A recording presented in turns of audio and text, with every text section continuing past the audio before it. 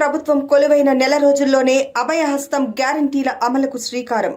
రాష్ట్ర ముఖ్యమంత్రి శ్రీ యనుమల రేవంత్ రెడ్డి గారు, ఉప ముఖ్యమంత్రి శ్రీ బట్టి విక్రమార్క మల్లు గారు మరియు రాష్ట్ర మంత్రివర్గం చేతుల మీదుగా ప్రజా పాలన ప్రోగ్రాం ప్రారంభం. డిసెంబర్ 28, 2023 నుండి జనవరి 6, 2024 వరకు ప్రజా పాలన దరఖాస్తుల స్వీకరణ. ఈ ప్రజా పాలన దరఖాస్తులో మహాలక్ష్మి, రైతు భరోసా, ఇందిరమ్మ ఇండ్లు, గృహజ్యోతి, చేయూత గ్యారంటీల లబ్ధి కొరకు అప్లై చేసుకోవచ్చు. ప్రగతి పదం, సకల జనహితం, మన ప్రజా ప్రభుత్వం. రైట్, నమస్తే, welcome back to once again to the special episode. ప్రజాపరిపాలన అందించాలన్న కాంగ్రెస్ ప్రభుత్వం ధ్యేయంగా పెట్టుకుంది. అదేవిధంగా ప్రజాపాలన పేరిట దరఖాస్తును కూడా స్వీకరించడం జరుగుతుంది. అందులో ప్రజలకు కావాల్సిన పథకాలు ఏమిటి, మరి మీరు అందిస్తున్న పథకాలు ఏమిటి, మరి మేము అందించబోతున్న పథకాలు ఏంటంటూ కూడా పోటాపోటీగా ఇంతకుముందు ఉన్న పథకాలను పక్కన పెట్టి మేము అందించబోతున్నామంటూ కూడా చెబుతున్నమాట. కానీ ఈ యొక్క ప్రజాపాలనకు సంబంధించిన దరఖాస్తులను మార్గదర్శకాలకు లోబడి స్వీకరించడం జరుగుతుందా? వీటి యొక్క పరిష్కారం ఎలా ఉండబోతోంది? అదేవిధంగా ఒక ఐఏఎస్ స్థాయి, ఒక సీనియర్ ఐఏఎస్ స్థాయి అధికారి మార్గదర్శకంగా ఉంటే చాలా బాగుంటుంది, చక్కగా ఈ యొక్క పరిపాలన కూడా తీసుకోవడం జరుగుతుంది. అదేవిధంగా వాటి యొక్క పరిష్కారం కూడా సజావుగా కొనసాగే అవకాశం ఉంది అంటూ కూడా విశ్లేషకులు భావిస్తున్న మాట. మనతో పాటు విశ్లేషకులు ఉన్నారు, పొలిటికల్ అనలిస్ట్ కె వెంకటనారాయణ గారు. ముందుగా మనం వారిని ఇన్వైట్ చేస్తున్నాం. వెంకటనారాయణ గారు, నమస్తే అండి. నమస్తే. రైట్ అండి, చక్కటి ఒక కార్యక్రమంలో మీరు గెస్ట్గా రావడం మాకు చాలా సంతోషంగా ఉందండి. మరి ముఖ్యంగా ప్రజాపాలన కార్యక్రమంకి సంబంధించి కూడా మీరు రావడం బాగుంది. ప్రజాపాలనలో ఇప్పటికే కోట్లాది దరఖాస్తుల విలువ కొనసాగుతూ ఉంది. మరి ఈ కొనసాగుతున్న విలువకి డిస్లేషన్ చేసి తర్వాత మేము ఒక నిర్ణయం తీసుకుంటాం, సంబంధిత అధికారులకు, జిల్లాలకు వారి యొక్క దరఖాస్తులు పంపిస్తామని ప్రభుత్వం చెబుతున్నమాట. మరి అన్ని దరఖాస్తులు అన్నీ తీసుకుంటున్నారు, కానీ మార్గదర్శకాలు మాత్రం లేవు అని బయట వినిపిస్తున్నమాట. ఎంతవరకు నిజం అంటారు? ఇది అంటే కొంతవరకు మీరు అన్నట్టుగా రిటైర్డ్ ఐఏఎస్ అధికారులను నియమించాల్సింది అనేది వాస్తవం. అది ఈ ప్రజాపాలన అనే కార్యక్రమం ఏదైతే ఉందో, ఒక నెల కూడా ప్రభుత్వం వచ్చి నెల కూడా కాలేదు కనుక ఈ ప్రజాపాలన కార్యక్రమాన్ని చేపట్టిన కానీ ఇటువంటి కార్యక్రమం గత కాంగ్రెస్ ప్రభుత్వంలో రాజశేఖర్ రెడ్డి గారు నిర్వహించడం జరిగింది. ఈ కార్యక్రమాన్ని ఒక సిఎస్ స్థాయి అధికారులు కానీ, ఆయన ఉన్నత స్థాయి ఐపీఎస్లు కానీ, రెవెన్యూ సిబ్బంది ఆ సమయంలో ఉదయం 9 నుంచి 10 గంటల లోపు 1 గంట సేపు ప్రజాపాలన కార్యక్రమాన్ని నిర్వహించారు క్యాంప్ ఆఫీస్లో. అదేవిధంగా జిల్లాల వారీగా కూడా, గ్రామాల వారీగా, మండలాల వారీగా కూడా కార్యక్రమం నిర్వహించారు. ఎక్కడ కూడా ఏ సమస్య పైన వచ్చినటువంటి ఒక సమస్యని ఎదుర్కొంటున్నటువంటి వ్యక్తి ఎవరైతే ఉంటారో ఆ సమస్య సాల్వ్ అయిన తర్వాతనే వెళ్ళడం జరుగుతుంది.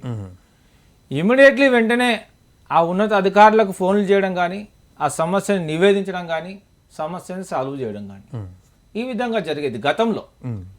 ప్రస్తుతం ప్రజాపాలన కార్యక్రమం ఏదైతే నిర్వహిస్తున్నారో దీనికి స్పష్టంగా రూపకాలు అనేది నిర్మించలేకపోయినారు. అంటే ఒకవేళ మీలాగా విశ్లేషకులు అడుగుతున్న ఈ ప్రశ్నకు సమాధానంగా రేవంత్ రెడ్డి గారు ఏం చెప్తున్నారంటే, 30 రోజులు కూడా పూర్తిగా ఇప్పుడిప్పుడు అవుతుంది కదా, మేము ఇంకా గట్టిపడలేదు, బలపడలేదు అంటున్నారు. కరెక్ట్ అంటారా? ఈ వ్యాఖ్య తీసుకోవచ్చు అంటారా? చూడండి, గట్టిపడలేము, పలసపడ్డాము అంటే ఇది అసలు ఈ వర్డ్స్ రాకూడదు యాక్చువల్లీ. ఎందుకంటే ఒక అడ్మినిస్ట్రేషన్, రూలింగ్ నడిపించే వ్యక్తి ఈ విధంగా అనడానికి కూడా చూసనే అంశం ఇది. చెప్పాలంటే ఆ విధంగా అనడం కూడా చాలా తప్పు. అది మరొకటి ఏంటంటే సందర్భం ఏంది, ప్రజలకు సంబంధించిన సమస్యల పైన వెలువెత్తున ఒక 40 లక్షల పైనే అప్లికేషన్లు వచ్చాయి రాష్ట్ర వ్యాప్తంగా. అంటే మామూలు విషయం కాదు. అంటే ప్రజాపాలన కార్యక్రమాన్ని నిత్యం కొనసాగిస్తుండాలి. ప్రజలు ఎదుర్కొంటున్నటువంటి సమస్యలని సాల్వ్ చేయాల్సిన అవసరం ఉంది. అది ప్రజాప్రతినిధుల పైన ఉంది. మేము వచ్చాము ఒక 1 మంత్ కూడా కాలేదనేది వాస్తవమే. కానీ ఆ మార్గదర్శకాలు రూపొందించే వ్యక్తులు ఎవరున్నారు దాంట్లో? ఆ మార్గదర్శకాలతో పాటు ఆ అధికారులకు కనెక్టివిటీ కోసమని ప్రత్యేకించి ఆ అధికారులను కేటాయించాలి. అటువంటి ఎక్కడ కూడా కనిపించలేవు. అంటే ఇక్కడ తాంబూలాలు ఇచ్చేసాం తనుకు చావండి అన్నదానికి బదులుగా తాంబూలాలు తీసుకున్నాం మీరు తనుకు చావండి అన్నట్లుగా రేవంత్ రెడ్డి గారు వ్యవహరిస్తున్నారంటూ బీఆర్ఎస్ విమర్శిస్తోంది. ఎలా తీసుకోవచ్చు దీన్ని? చూడండి, ఇంటెలెక్చువల్ పర్సన్స్ మీరు చూడండి, మేధావులు చాలా మంది తెలంగాణలో ఉన్నారు. గత ప్రభుత్వానికి కూడా మేధావులు అడ్వైజర్స్గా కూడా కొనసాగారు. ఎస్. ఇప్పుడే వచ్చినటువంటి ప్రభుత్వం కాంగ్రెస్ ప్రభుత్వం కాబట్టి అడ్వైజర్స్ని నియమించుకోవాలి.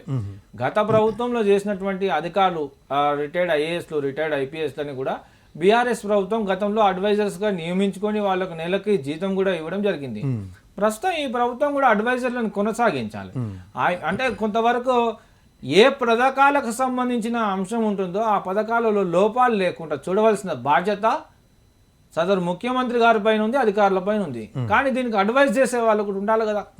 ఒక అడ్వైజర్ కమిటీ ఉంటుంది ఖచ్చితంగా. ఇప్పుడు మీరు చూడండి, ఢిల్లీకి మన తెలంగాణకి అడ్వైజ్ చేసే వాళ్ళు కూడా ఉన్నారు. కనెక్టివిటీ ఉంది అంటే ప్రజలకి ఆ అధికారులకి కనెక్టివిటీగా అడ్వైజర్స్ ఉండాలి. ఏ సమస్య వచ్చిందంటే ఆ సమస్యని ఏ రూపకంగా తీసుకోవాలి, ఏ విధంగా సాల్వ్ చేయాలి. అక్కడ ప్రజలకు నష్టం జరగదు, ఇక్కడ ప్రభుత్వానికి నష్టం జరగద్దు. అంటే ప్రజలకు మేలు కోరికే కదా ప్రభుత్వం ఉంది.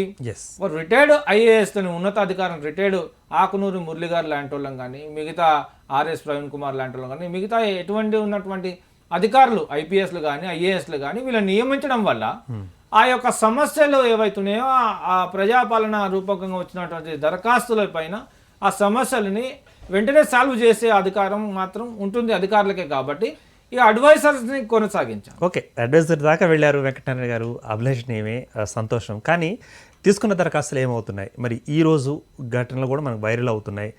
మరి హయత్ నగర్ దానికి సంబంధించి కూడా ఒక దగ్గర దరఖాస్తులు పడిపోయాయి, కింద పడిపోయాయి, ఒక ఎంప్లాయీ తీసుకెళ్తుంటని. మరి వాటిని భద్రపరిచేది ఎలా, డిస్టిలేషన్ చేసేది ఎలా, ఇలా పోగొట్టుకుంటుంటే ఎలా, మరి ప్రజల యొక్క అభివృద్ధి ఎలా సాధ్యపడుతుందంటారు?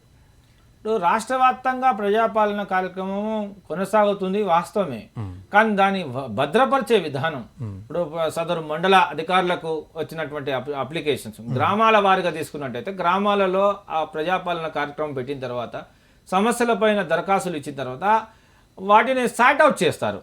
సార్ట్ అవుట్ చేసి ఆర్డీఓకి పంపించాల్సిన ఆర్డీఓ, ఎంఆర్ఓకి పంపించాల్సిన ఎంఆర్ఓ, కలెక్టర్కి పంపించాల్సిన కలెక్టర్ గారికి, ఈ విధంగా ఫారెస్ట్ డిపార్ట్మెంట్కి సంబంధించింది, ఫైనాన్షియల్ డిపార్ట్మెంట్కి సంబంధించింది అన్ని ఆల్ డిపార్ట్మెంట్స్కి సార్ట్ అవుట్ చేసి పంపించడం జరుగుతుంది. రైట్. అంటే ఈ మాట మీరు చెబుతున్నారు, కానీ అధికారులలో ఉన్న వాళ్ళే ఆఫ్ ది రికార్డు ఇంకా మా గైడ్లైన్స్ రాలేదండి తీసుకోమన్నారు మేము తీసుకుంటున్నాం అని చెప్తున్నారు. ఎలా తీసుకోవచ్చు అంటారు? గైడ్లైన్స్ రాలేవు అనేది నీకు అసలు చెప్పాలంటే అక్కడ లేదు కదా. ఓరల్గా మాత్రమే ఇవ్వడం. ప్రజాపాలన అనే కార్యక్రమం రాష్ట్ర వ్యాప్తంగా కొనసాగిస్తున్నారు. నాకు గైడ్లైన్స్ రాలేవు అని అధికారులు ఎవరైతే అంటున్నారో అది అవాస్తవం. ఎందుకంటే ప్రజల సమస్యల పైన నివేదించుకుంటున్నారు దరఖాస్తు రూపంలో, దాన్ని సాల్వ్ చేయాల్సినది అధికారులే మాకు గైడ్లైన్స్ రాలేవంటే ఏందన్నట్టు. అసలు ప్రజాపాలన కొనసాగుతున్నట్ట లేక కొనసాగుతున్న అది చెప్పాలంటే దరఖాస్తులు తీసుకొని చెత్తబుట్టలో వేసే కార్యక్రమం అన్నట్ట. ఆ విధంగా కాదు కదా. ఉన్నతాధికారులను నియమించి దాంతోపాటు గ్రామ స్థాయి నుంచి వెళ్ళి కలెక్టర్ స్థాయి దాకా ఈ సార్ట్ అవుట్ చేసి వాటిని భద్రపరిచే కార్యక్రమము, అదేవిధంగా స్కానింగ్ చేసే కార్యక్రమం నిర్వహించి అది ఆన్లైన్లో కనుక మెన్షన్ చేసినట్టయితే ఆ ఫైల్ నెంబర్తో సహా ఆ సమస్యతో ఎవరైతే ఆ సమస్యని నివేదించినారో ఆ సమస్య పైన వాళ్ళకు మెసేజ్ వెళ్ళడం కానీ, దాంతోపాటు ఆ సమస్యని సాల్వ్ చేసి అధికారులకి ఆ దరఖాస్తు చేసుకున్నటువంటి ఆయన ఎవరైతే ఉంటారో వాళ్ళకి విత్ ఇన్ అవర్స్లో కానీ విత్ ఇన్ డేస్లో కానీ ఫోన్ చేయాలి అధికారులు. మాకు అసలు గైడ్లైన్స్ రాలేవంటే అది నిమ్మకు నీరెత్తినట్టుగా ఉంటుంది కదండి. గైడ్లైన్స్ రాలేవు అనే అసలు అవాస్తవం చెప్పడానికనే లేదు, అది సిగ్గుచేటు. అది లక్షల మంది అప్లికేషన్స్ ఇస్తున్నారు, అప్లికేషన్ బుట్టతాకాలు చేసే విధంగా మాట్లాడతారు అంటే అది సమంజసం కాదు కదా. ఆ విధంగా చేయనీకే లేదు. ఉన్నతాధికారులు ఎవరైతే రిటైర్డ్ ఐఏఎస్లు ఐపీఎస్లు ఉంటారో అడ్మినిస్ట్రేషన్స్ నడిపించినటువంటి ముఖ్యమైన వ్యక్తులు వాళ్ళని ఈ దానికి కేటాయిస్తే, ప్రజాపాలనకి కేటాయిస్తే కనుక బాగుంటుంది. రైట్ అండి. మరి బీఆర్ఎస్ పరిపాలన గతంలో తీసుకున్నట్లయితే మరి మొదటిసారి గెలిచిన తర్వాత, రెండోసారి గెలిచిన తర్వాత మరి మొదటిసారి చెప్పిన మొదటి మాట ఏంటంటే మేము అధ్యయనం చేస్తున్నాం, సమస్యలను అధ్యయనం చేస్తున్నాం, తెలంగాణ రాష్ట్రంలో ఏమేమి సమస్యలను అధ్యయనం చేస్తున్నాం అంటూ కూడా 1-1.5 సంవత్సరం పాటు అక్కడ వృధా చేయడం జరిగింది గత ప్రభుత్వంలో. ఇప్పుడు చేరినమ్మటే 30 రోజుల లోపల మేము చేయగలుగుతున్నాం అని అంటున్నారే కానీ కార్యాచరణలో అంతగా కనిపించట్లేదు అన్నది బయట వినిపిస్తున్న వ్యాఖ్య. విమర్శగా తీసుకోవచ్చా, సద్విమర్శ తీసుకోవచ్చు? చూడండి, మీరు అన్నది 100% వాస్తవం. ఇది విమర్శ కింద కూడా తీసుకోవచ్చు. గత ప్రభుత్వం చేసినట్టు 10 సంవత్సరాల ప్రభుత్వం కొనసాగింది బీఆర్ఎస్ ప్రభుత్వం, అయినా ఎక్కడ కూడా ప్రజాపాలన కార్యక్రమం నిర్వహించలేదు. ఆయా జిల్లాల కలెక్టరేట్లో సోమవారం రోజున ప్రజావాణి కార్యక్రమము దరఖాస్తులు తీసుకోవడం జరుగుతుంది. ఒక సోమవారం మాత్రమే ఉంటుంది వారంలో. ఆ ప్రజావాణిలో ఆ యొక్క జిల్లాకు సంబంధించిన వ్యక్తులందరూ కూడా సమస్యల పైన దరఖాస్తులు జిల్లా కలెక్టరేట్లో నివేదించడం జరుగుతుంది. కానీ ప్రజా దర్బార్ ఏదైతే నిర్వహించిన గతంలో ప్రజాపాలన ఈ కార్యక్రమం ఇప్పుడు చేపడుతున్నారో గతంలో రాజశేఖర రెడ్డి గారు కూడా చేశారు. ప్రజా దర్బార్ని కాస్త ప్రజాపాలన కింద నేమ్ చేంజ్ చేసి ఓకే రాజశేఖర రెడ్డి గారు ఎక్కడైతే నిర్వహించినారో క్యాంప్ ఆఫీస్లో అదే క్యాంప్ ఆఫీస్ని ముఖ్యంగా ఆఫీస్గా మార్చుకొని బట్టి విక్రమార్క గారు ఇప్పుడు అదే క్యాంప్ ఆఫీస్లో ఉంటున్నారు కాబట్టి డిప్యూటీ సీఎం గారు కూడా అదే క్యాంప్ ఆఫీస్లో కొనసాగించడం జరుగుతుంది. అంటే హైదరాబాద్ చుట్టుపక్కలనే కాకుండా ఇతర హైదరాబాద్ చుట్టుపక్కల జిల్లాలకు మేడ్చల్ మల్కాజ్గిరి జిల్లా అయినా రంగారెడ్డి జిల్లా అయినా ఇటు మెదక్ జిల్లా అయినా కొన్ని జిల్లాలకు సంబంధించిన వ్యక్తులు కూడా దగ్గర ఉంటుంది కాబట్టి హైదరాబాద్ ఇక్కడికి రావడం జరుగుతుంది. రైట్ అండి. మరి కొంతమంది దరఖాస్తుదారులు అభిప్రాయాన్ని సందేహాన్ని కూడా వ్యక్తపరచడం జరిగింది. గతం అంటే ఈ మనకి ప్రజాపాలన దరఖాస్తులు తీసుకోవడానికి ముందు ప్రజా దర్బార్ పేరిట కొన్ని దరఖాస్తులు తీసుకోవడం జరిగింది. అవి ఏం కాబోతున్నాయి, ప్రజాపాలనలో తీసుకున్న దరఖాస్తులు ఏం కాబోతున్నాయి, ఒకవేళ అక్కడ ఇక్కడ దరఖాస్తు చేసుకున్న వాళ్ళకి ఎలా జరగబోతుంది అభివృద్ధి న్యాయం? వాస్తవానికి ప్రజాపాలన దరఖాస్తుల్లో జాప్యం లేకుండా అధికారులు కొనసాగిస్తే నేను మళ్ళా ఇంకా కొన్ని రోజుల్లో ఎలక్షన్ రాబోతుంది, పార్లమెంట్ ఎలక్షన్స్ మీకు ఏప్రిల్లో మేలో ఎలక్షన్స్ రాబోతున్నాయి. వీళ్ళు ఇది సక్రమంగా కొనసాగిస్తే వీళ్ళకే ప్రజలు పట్టం కట్టే అవకాశం ఉంది. ప్రతిపక్షాలు విమర్శలు ఇస్తాయి, విమర్శ చేయడానికే ప్రతిపక్షం అనేది విమర్శలు చేయడానికి ఉంది అక్కడ. అంటే ప్రజా సమస్యలని గాడిలో పెట్టకుండా వేరే రూట్లో పోతున్నాయంటే ఖచ్చితంగా ప్రతిపక్షాలు లేవనెత్తారు. రైట్. ఇంకొక అంశం కూడానండి, మరి ప్రతిపక్షాలని సరి గుర్తుకొచ్చింది. ముఖ్యంగా ప్రభుత్వ పథకాలు మేము అమలు చేయడానికి సిద్ధం అన్న కొద్ది రోజుల తర్వాతనే మరి శ్వేతపత్రం విడుదల చేయడం జరిగింది. అందులో ఇంత ఖజానా ఉంది, ఇంత మాత్రమే ఉంది, ఇన్ని అప్పులు ఉన్నాయంటూ కూడా చెప్పడం జరిగింది. కాబట్టి మరి ప్రభుత్వ పథకాలను ఒకవేళ వెనక్కి తగ్గించే అవకాశం ఉందంటారా? ఆ యోచనలో ఏమైనా ప్రభుత్వం ఉందంటారా? చూడండి, గతంలో శ్వేతపత్రం ఎట్లయితే విడుదల చేసినారో ఫైనాన్షియల్ డిపార్ట్మెంట్ సంబంధించింది కానీ విద్యుత్ సంబంధించింది కానీ అంటే విద్యుత్ ట్రాన్స్కో కానీ జెన్కో కానీ అంటే ఆయా డిపార్ట్మెంట్లో ఎంతవరకు అప్పులు ఉన్నాయి, ప్రజలకు ఏ విధంగా నష్టం జరిగింది, మరి గత ప్రభుత్వ పాలకులు ఏ విధంగా అప్పులు చేశారు అది ప్రజలకు తెలియాలి. శ్వేతపత్రం విడుదల చేసినారు. దీనికి శ్వేతపత్రం వీళ్ళు విడుదల చేసినారు ప్రతిపక్షం వాళ్ళు. శ్వేతపత్రంలో ఏముంది 3 లక్షలని ఉంది, శ్వేతపత్రంలో ఏముంది 7 లక్షలు ఉంది. అంటే 7 లక్షల కోట్ల అప్పు ఉందని వీళ్ళు చూపిస్తున్నారు, వీళ్ళు 3 లక్షల కోట్ల అప్పు ఉందని చూపిస్తున్నారు. అసలు తెలంగాణ రాకముందుకు అప్పే లేదండి, తెలంగాణ వచ్చినాక అసలు అప్పే లేదు కదా. మిగులు బడ్జెట్ ఉంది గతంలో 2014 జూన్ 2 తారీఖు ఫార్మేషన్ డే జరిగేటప్పుడు మీకు మిగులు బడ్జెట్ ఎంత ఉందో క్యాలిక్యులేషన్ ప్రకారంగా మీరు నెట్లో కొట్టి చూడండి ఒకసారి తెలుస్తుంది. అంటే ఇవన్నీ కూడా అభివృద్ధి కోసం చేశాము, అన్ని ప్రాజెక్టులు అన్నీ కూడా ప్రజల కోసమే అని చెప్పడం జరుగుతుంది. వీళ్ళు ఎవరు? ప్రతిపక్షం వాళ్ళు. కానీ ఇవి అప్పులు ఉన్నాయి, ఈ అప్పులు ఎవరు తెలుస్తారు? ఒక్కొక్క మనిషి మీద 1 లక్షకు పైగానే అప్పు ఉంది. మరి తెలంగాణ 4 కోట్ల ప్రజల పైన అప్పు భారాన్ని ఎవరైతే చేసినారో గత పాలకులే కదా అనేది వీళ్ళు విమర్శిస్తున్నారు. అంటే ఒక్కొక్క వ్యక్తికి 1 లక్షకు పైన అప్పు ఉంటే కనుక ఎవరు మోస్తారు ఈ అప్పుని? క్వశ్చన్ మార్కుగా వీళ్ళు శ్వేతపత్రాన్ని అసెంబ్లీలో విడుదల చేసినారు. కానీ వాస్తవమే, మనం దాన్ని కాదనలేము. కానీ ఇంకోటి ఏంటంటే వీళ్ళు తీసుకున్నటువంటి అంశాలు ఏవైతే ఉన్నాయో ప్రజాపాలనలో ఆ అంశాలన్నీ కూడా పూర్తి చేయాలి. 6 పథకాలు ఏవైతే చెప్పారో దాని 100% ఆ గ్యారంటీస్ ని అమలు చేయాల్సిన అవసరం ఉంది. ఈ ప్రజాపాలన వచ్చినటువంటి దరఖాస్తులను పూర్తిగా ఆ సమస్యలు ఏవైతున్నాయో ఆ సమస్యను సాల్వ్ చేసే విధంగా ముందుకెళ్తే రేవంత్ రెడ్డి గారు రానున్న రోజుల్లో ఎన్నికల్లో కూడా వాళ్ళు అన్నట్టుగా 14 సీట్లు కూడా గెలవచ్చు. రైట్. మరి అంగట్లో అన్నీ ఉన్నాయి, అల్లు నోట్లు శని ఉందన్నట్లుగా మరి అంగట్లో అన్ని సమస్యలు కనిపిస్తున్నాయి. దీనికి ఆర్థికంగా సమాధానం చెప్పాలంటే జేబుల్లో విత్తం తక్కువ ఉంది అంటున్న మాట కాంగ్రెస్ మాట. ఎలా తీసుకోవచ్చు దీన్ని? చూడండి, కొన్ని రోజుల్లో నరేంద్ర మోడీ గారిని కలవడం జరిగింది. సీఎం గారు డిప్యూటీ సీఎం గారు కలవడం జరిగింది. మనకున్నటువంటి తెలంగాణ రాష్ట్రంలో ఉన్నటువంటి అప్పులు కానీ మిగులు బడ్జెట్ ఉంటే కనుక ఏ ప్రాజెక్ట్స్లో సంబంధించింది ఎక్కడ కేటాయించాలి, ఒకవేళ ఏ పథకాలని ఇంప్లిమెంటేషన్ చేయబోతున్నారో దానికి ఎంత ఆర్థికమైనటువంటి సమకూర్చుకునే విధంగా ఏ విధంగా చేయాలి అనేది మాత్రం అక్కడ ఢిల్లీకి వెళ్ళి ప్రధాని గారితో వివరించడం జరిగింది. అయినా కానీ ఇక్కడ అప్పులను ఏ విధంగా తీరుస్తారు అది మెయిన్ ఇంపార్టెంట్.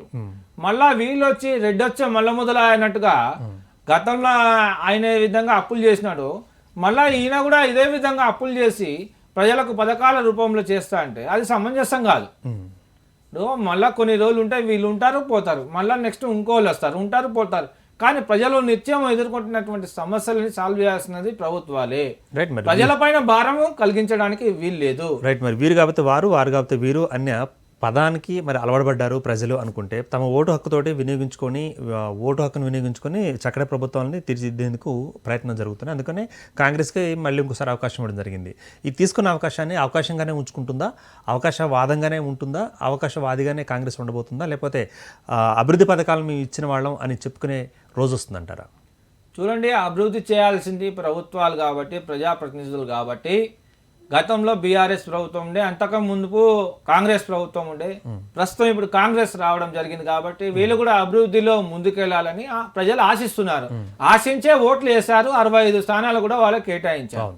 అంటే అభివృద్ధి పథకాలు ఏవైతే ఉన్నాయో, గత ప్రభుత్వం తీసుకున్న పథకాలు ఏవైతే ఉన్నాయో ఆ పథకాలు ఇంప్లిమెంటేషన్ చేయాల్సింది ఉందా లేదా?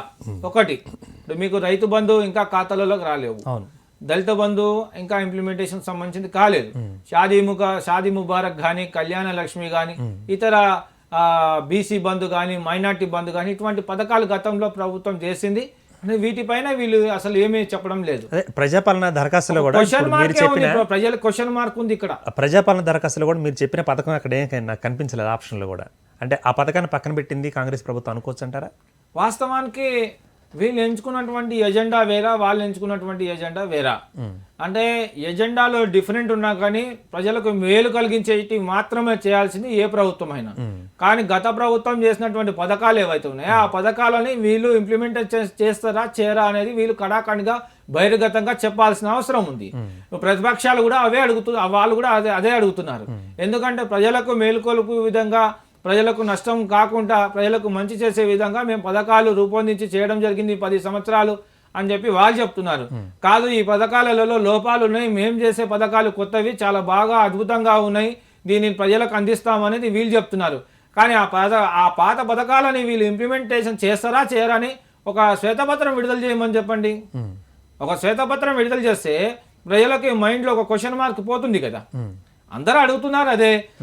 దళిత బంధు అప్లై చేసుకున్న వాళ్ళు చాలా వేల మంది, లక్షల మంది ఉన్నారు. బీసీ బంధు అప్లై చేసుకున్న వాళ్ళు లక్షల మంది, మైనార్టీ బంధు అప్లై చేసుకున్న వాళ్ళు ఉన్నారు. రైతు బంధు కూడా లక్షలలో ఉంది. వీటిని పూర్తిగా క్లోజ్ చేస్తారా, లేదు వీటిని రన్ చేస్తారా అనేది వీళ్ళు విశ్లేషించుకుంటారా, లేకుంటే ఏ విధంగా అధికారులతో చర్చిస్తారా, ఎంత బడ్జెట్ కేటాయించాల్సి వస్తుంది. కళ్యాణ లక్ష్మి ఇస్తూ దానికి తులం బంగారం అని చెప్పారు. వీళ్ళు హామీలో, వీళ్ళు 6 గ్యారంటీలో ఇది ఉన్నది చెప్పారు. దీన్ని ఇంప్లిమెంటేషన్ చేయడానికి కళ్యాణ లక్ష్మి నీకు 1,116,000 రూపాయలు వస్తుంది. కానీ 1,00,000 రూపాయలు అయినా కానీ దీనికి తులం బంగారం అంటే ఎంత? ప్రస్తుతం ఇప్పుడు 65,000 నుంచి 70,000 దాకా ఉంది. అంటే దీనికి యాడ్ చేస్తున్నారు. అంటే ఆయన గతంలో అప్పులు చేసినాడు, ఈయన కూడా అప్పు చేస్తారా, లేకుంటే ఏ విధంగా చేస్తారో, అసలు స్థలాలను అమ్మేస్తారా, తెలంగాణ ఉన్నటువంటి స్థలాలను అమ్మి ఈ పథకాలకు కేటాయిస్తారా? రానున్న రోజుల్లో భూమే మాయమైపోతుంది, భూమి ఉండదు ఇక. ఎందుకంటే గతంలో సెజ్జుల రూపంలో గత ప్రభుత్వం చేసింది ఆ విధంగానే మళ్ళీ ఈ ప్రభుత్వం కూడా అదే ఎజెండాని తీసుకొని ముందుకు పోయే అవకాశం కూడా ఉండొచ్చు. ఎందుకంటే అప్పులు తీర్పవలసింది అధికారులు, ఆ ప్రజాప్రతినిధులే ఉంటారు. Right, okay. ఇప్పుడు ఇస్తామంటే అందరూ వస్తారు, మరి కొడతామంటే అందరూ పారిపోతారు. మరి ఇస్తామన్నది కాబట్టి కాంగ్రెస్ ప్రభుత్వానికి ఓటు వేసి గెలిపించుకోవడం జరిగింది కాబట్టి మరి ఇప్పుడు అదే రీతిలో మరి పనిచేసేందుకు సిద్ధంగా ఉందా లేదా? ఉన్న ఆర్థిక పరిస్థితి దానికి సహకరిస్తుందా లేదా? మరో ప్రశ్న. చూడండి, ఆర్థిక పరిస్థితుల్లో మన తెలంగాణలో అప్పుల కుంపడిగా మారిందనేది దేశవ్యాప్తంగా అన్ని రాష్ట్రాలలో కూడా తెలుసు, అన్ని రాష్ట్రాల వరకు తెలుసు. మన పక్కన ఉన్న తెలుగు రాష్ట్రమే ఆంధ్రప్రదేశ్ వాళ్ళకు కూడా తెలుసు. అంటే మిగులు బడ్జెట్ ఉన్నది, అప్పులలో నెట్టేశారు. ఈ అప్పుని ఏ విధంగా తీరుస్తారని క్వశ్చన్ మార్కు. కానీ వచ్చిన రెడ్ వచ్చి మళ్ళీ మొదలైనట్టు వీళ్ళు వచ్చినా కానీ మళ్ళీ అప్పు చేయవలసింది అనేది ఉంది అక్కడ. అంటే అప్పులు లేకుండా ప్రజలకు ఏ విధంగా పథకాలను తీసుకెళ్తారు అనేది ముఖ్యమైనది. రైట్. అంటే ఈ 30 రోజుల్లో రాష్ట్ర ప్రభుత్వం, మరి ముఖ్యంగా రేవంత్ రెడ్డి గారి యొక్క ప్రభుత్వం స్వయం సమృద్ధి పథకాలుగా వీటిని పెడితే, వీటిని అమలు చేస్తే రాష్ట్రానికి ఇంత డబ్బు వస్తుంది అన్న పథకాలను రచన చేసిందా? మీకు ఏమైనా తెలిసిందా ఇదేమన్నా? చూడండి, ఈ 6 గ్యారంటీలు ఏవైతే ఉన్నాయో ఇవి 6 గ్యారంటీలని 100% సక్సెస్ఫుల్గా వీళ్ళు ఈ అధికారులే కాకుండా ఇతర ఆ డిపార్ట్మెంట్స్ నుంచి వెళ్ళి రిటైర్డ్ అయిన అధికారులను కూడా కేటాయించుకొని చేస్తే బాగుంటుంది. కానీ ఈ 6 పథకాలే కాకుండా గత ప్రభుత్వంలో కొనసాగినటువంటి పథకాలను కూడా అమలు చేస్తే బాగుంటుంది. దాంట్లో భాగంగా ప్రజలు ఎన్నో ఇబ్బందులు ఎదుర్కొంటున్నారు, సమస్యల సుడిగుండంలో ఉన్నారు ప్రజలు. వాళ్ళని ఆదుకోవాల్సింది ఎవరు? ప్రభుత్వాలే, ప్రజాప్రతినిధులే. ఓట్లేసి గెలిపించింది కూడా ప్రజలే. కాబట్టి ఈ 6 పథకాలే కాకుండా గతంలో ఉన్నటువంటి పథకాలను కూడా ఇంప్లిమెంటేషన్ చేయాల్సిందని మీ ద్వారా, మీ ఛానల్ ద్వారా నేను ప్రభుత్వానికి విజ్ఞప్తి చేస్తున్నాను. రైట్ అండి. మరి ఓటు వేసి గెలిపించిన ఓటర్కి మరి మీరు ఇచ్చే మెసేజ్ ఏంటంటారు ఈ ఛానల్ నుంచి? ఒక్కటండి, వేచి ఉండాల్సిందేనంటారా? లేదు, ఒక్కటి మీరు అన్నట్టుగా వేచి ఉండాల్సిన అవసరం లేదు. ఎందుకంటే గత ప్రభుత్వం చేసినటువంటి కార్యక్రమాలు, పథకాలు ఏవైతే ఉన్నాయో ఆ పథకాలు ఇంప్లిమెంటేషన్ చేయమని చెప్పి కూడా ప్రజలే కోరుకుంటున్నారు. అవి ఇంప్లిమెంటేషన్ తో పాటు ఈ 6 పథకాలను కూడా కొనసాగించాలి. ప్రజలకి మన అధికారులు కానీ, ప్రజాప్రతినిధులు కానీ దగ్గరగా ఉండాలి, దూరంగా ఉండడానికి లేదు. ఎందుకంటే ఇప్పుడు బాగా దగ్గరయ్యారండి. ప్రభుత్వం అయితే ప్రజలకు బాగా దగ్గరైంది. వాస్తవమే మీరన్నది కూడా. గత ప్రభుత్వంలో కొనసాగినటువంటి బీఆర్ఎస్ వాళ్ళు అభివృద్ధికి దగ్గరగా తీసుకెళ్ళాలి కానీ వ్యక్తులకు దగ్గరగా మా సీఎం లేకపోతే మా మినిస్టర్ అని చెప్పేసి ఫోటోలు దిగడం ఇలా కాదు కదా. మా ప్రజలకు, నా ప్రజలకు కావాల్సింది, మన ప్రజలకు కావాల్సింది అభివృద్ధి పథకంలో వాటా వాళ్ళకి దక్కిందా లేదా అన్నది. అభివృద్ధి పథకాలలో ప్రజలకు అక్కడ దగ్గర అయ్యారా, దూరం అవుతారా? మేలు జరుగుతుంది కానీ ఆ మేలు జరగదనే సమస్య లేదు. అక్కడ ప్రజలకు మేలు జరగాలి. అల్టిమేట్ గా ప్రభుత్వంలో ఉన్నటువంటి అధికారులు కానీ, ప్రజాప్రతినిధులు కానీ వీళ్ళందరూ కూడా ప్రజలకు దగ్గరగా ఉండి వారి యొక్క సమస్యలను తెలుసుకొని సమస్యను సాల్వ్ చేసే విధంగా పోవాలి. గత ప్రభుత్వం ఏం చేసినాయి అంటే అసలు ప్రగతి భవన్ లోనికి కూడా ఎవరిని ఎంట్రీ చేయలేరు. అసలు మంత్రులనే ఎంట్రీ చేయలేడు. అక్కడ ఎవరైతే ముఖ్యమంత్రి గారు ఉన్నారో, ముఖ్యమంత్రి గారి సలహాదారు కానీ, ఓఎస్డి కానీ వారు అక్కడ నుంచి వెళ్ళి ఫోన్ వస్తేనే లోపలికి ఆ వెహికల్ అనేది పోయేది. కానీ ఇప్పుడు ఆ విధంగా లేదు. అంటే నేను అనేది ఏంటంటే ఒకవేళ మంత్రులు కానీ లేదా ఎమ్మెల్యేలు కానీ ప్రగతి భవన్లోకి ఎంటర్ చేసినంత మాత్రాన అభివృద్ధి కొనసాగుతుందా, అభివృద్ధిలోకి వస్తారా ప్రజలు అన్నది నా ప్రశ్న. చూడండి, అప్పుడు వాళ్ళు రానివ్వలేదు కాబట్టి మీరు రానిస్తున్నామని చెప్తున్నారు. మరి అభివృద్ధి కదా నా ప్రజలకు కావాల్సింది, కాదంటారా? చూడండి, మీ ఛానల్ ద్వారా నేను స్పెసిఫిక్గా ఒకటే అంశాన్ని విన్నవించుకున్న ప్రభుత్వాన్ని. గత ప్రభుత్వం చేసినటువంటి తప్పులు ఏవైతే ఉన్నాయో ఈ ప్రభుత్వంలో ఉన్న ప్రజాప్రతినిధులు చేయడానికి వీల్లేదు. మరి ఆ తప్పులు చెప్పాలంటే సీనియర్లు కావాల్సిందే కదా వాళ్ళు. ఖచ్చితంగా ఆకునూరి మురళి లాంటి వాళ్ళని కానీ, రిటైర్డ్ ఐపీఎస్ అధికారులని ఎవరినైనా కానీ ఈ ప్రజాపాలన కార్యక్రమానికి వీళ్ళని కేటాయించి ఒక రూపకల్పన ఏదైతే మీరు అనుకున్నట్టుగా అధికారులు ఏ విధంగా అనుకున్నారో ఆ రూపకల్పనని దారిలో పెట్టే విధంగా ఎక్కడ కూడా ఆ ప్రజాపాలన కార్యక్రమంలో దరఖాస్తులు స్వీకరించుకున్నట్టు ఏవైతే ఉన్నాయో ఆ స్వీకరించుకున్నటువంటి దరఖాస్తులని వెంటనే సాల్వ్ చేయాలి. సమస్యలు ఏ వ్యక్తికి కూడా హాని కలిగించకుండా, ఏ వ్యక్తికి కూడా ఆ యొక్క పథకము అందే విధంగా చూసే బాధ్యత అధికారులపై ఉంది. మరొక మాట చెప్తున్నాను, ఎందుకంటే ఇటువంటి ఘటనలు కూడా అంటే ప్రజాపాలన అటువంటి కార్యక్రమము గత ప్రభుత్వం 10 ఏళ్లలో ఎక్కడ కూడా చేపట్టలే. కానీ వీళ్ళు చేపడుతున్నారు కాబట్టి వీళ్ళకి బ్రహ్మరథం ప్రజలే పడతారు. బ్రహ్మరథం ప్రజలే పడతారు. రానున్న ఎన్నికల్లో కూడా వీళ్ళకే బ్రహ్మరథం ప్రజలే పట్టే అవకాశం కూడా ఉన్నది. ఎందుకంటే గత ప్రభుత్వం చేయని విధానాలు ఏవైతే ఉన్నాయో, అంటే ప్రజలకు అందుబాటులో ఉండే మంచి చేసే విధానాలు ఏవైతే గత ప్రభుత్వం చేయలేదో వీళ్ళు చేయడం జరుగుతుంది. ఈ ప్రజాపాలన కార్యక్రమం కూడా అదే. రైట్ అండి, thanks for the participation. Thank you very much. Right, మరి మొత్తంగా ప్రజాపాలనకు సంబంధించి మార్గదర్శకాలను మరి విడుదల చేస్తే బాగుంటుంది. అది మరి ముఖ్యంగా మరి సీనియర్ స్థాయి ఐఏఎస్, ఐపీఎస్ అధికారులను ఒకళ్ళు నియమిస్తే మరి మార్గదర్శకంగా మరి ముందుకు పోయే అవకాశం ఉంటుంది. రానున్న కాలంలో కూడా కాంగ్రెస్దే హవా నడిచే అవకాశం ఉంటుందంటూ కూడా విశ్లేషకులు కె వెంకటనారాయణ గారు చెప్పిన మాట. ఇది ఇవాళ స్పెషల్ ఎపిసోడ్. మరో ఎపిసోడ్లో మళ్ళీ కలుద్దాం. దాన్ని కీప్ వాచింగ్.